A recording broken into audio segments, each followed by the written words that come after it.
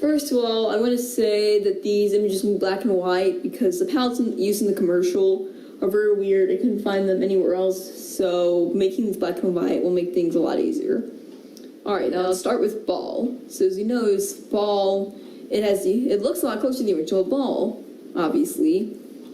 You've got Mr. Game & Watch, really, and the balls look the same and everything. But you've still got the little dancers in the moon and everything from Game Boy Gallery.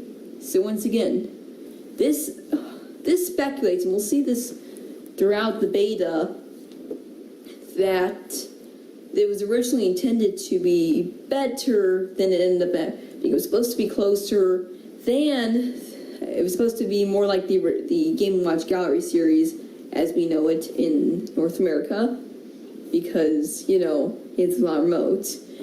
There is actually, and I will link to the page on this, but the Cutting Room Floors website, which if you haven't heard of it, explores kind of secret parts of games, unused tiles, for instance. And there's actually an unused miss tile in there, which once again helps prove my theory. It fuels it because it helps speculate there may have been a modern mode with multiple misses, like the Game & Watch galleries. I think their modern ball is misses. I'm sorry, I don't play modern ball that much. I really don't. I play other games on those cartridges. Anyway, so yeah, and you'll see that throughout the beta, because yeah. Now I'm assuming that this mode will be in the classic mode, obviously, because no misses, and it still retains the look. And we'll see something else, and yet you'll see this more later. But our next game gets even more interesting. Our next game is Vermin. And you see here, it's really interesting. You'll see that it's unlike Ball.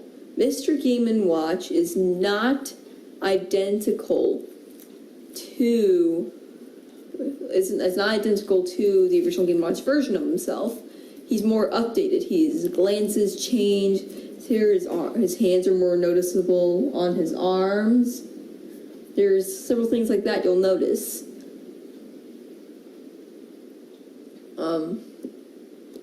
So that's quite interesting about that. So each game was going to kind of be based. They weren't all going to be identical. Oh, well, one other thing. I believe from the Ball image that because of this little miss thing, I highly believe that there were actually 2 stages of development and before the final release, and this is the latter one. The original, which supposedly had Ball with multiple misses and had classic and moderate modes, of course it's lots of time. Unless someone actually does find it in another commercial or something. Yeah. Let me know if you do, by the way. Now with Vermin, there's also, the gameplay is not the only things we see. We also see a beta title screen, a little title screen, not a beta title screen of the whole game. I'd be really interested to see that, if it was even going to be called Game Boy Gallery. I assume it was, but obviously we'll never know. Or we'll almost definitely never know anyway. But what we do see, you know, when you select the game, it's basically you have the options, the modes I showed earlier. In Vermin, you have the little guy at the top, the little really pixelated guy who walks across and hammers the thing. But now, take a look, and there's the huge obvious difference. Now this is the only one I could find.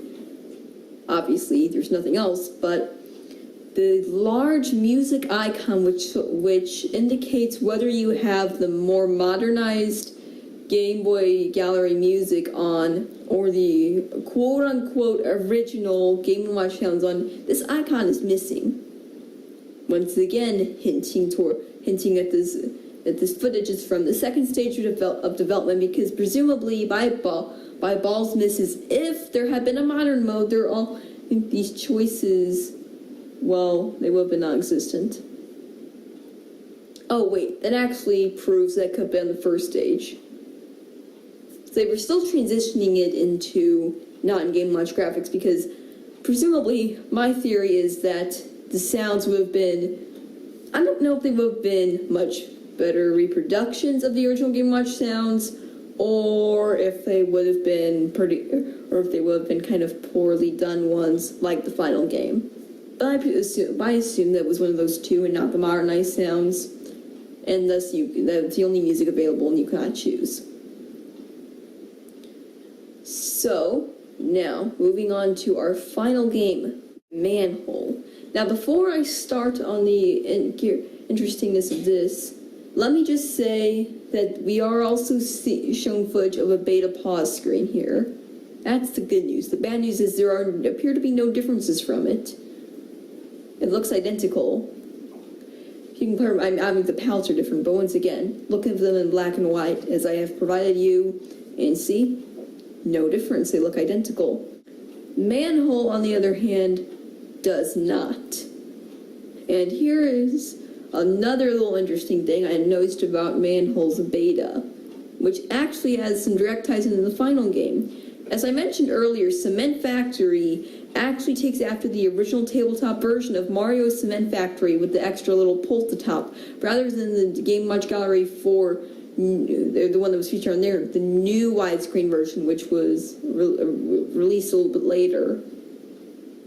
So, here's what I've noticed. Look at the background, okay? And Game Watch fans, you'll definitely notice this. Manhole was released twice. Originally in the Gold series, the second Game Watch series, but then it was also released in the new Wide series. This new Wide series was also featured in Game Watch Gallery 4. I guess because the revisions were thought of as better or something, they wanted to feature them on there. Personally, the tabletop version of Mario Cement Factory is better just because of its colorful graphics, I guess. I don't know. I might say that that's thinking to me as more modern technology, but I don't know. I just like it better. My point is, looking at this, you can see that there's no gameplay differences between the Gold and New Wide versions. However, the background is, there are some definitely graphical differences. And you look here, the red platforms and everything, that is from the Gold version. And take a look at the New Wide version here. See the obvious difference? Seeing them side by side is clear that this version of Manhole takes after the Gold version rather than New Wide. Am I the only one who cares about this? Probably. Except for some very Game Watch enthusiastic people. Either way, an interesting find. Now, finally, on to the real differences of Manhole. We can also see that this character takes off more from Vermin takes in the relation from Mr. Game Watch, the original, it's much more like Vermin, where the character is changed some, than Ball, where he's identical. Because this character changes his expression, as we can clearly see here. Meaning that, and you can see this character clearly looks somewhat different. And everything. That's really the main differences. Obviously, the graphics are another kind of in-between phase. But that's really it for Manhole. So, hope you enjoyed this video, and bye!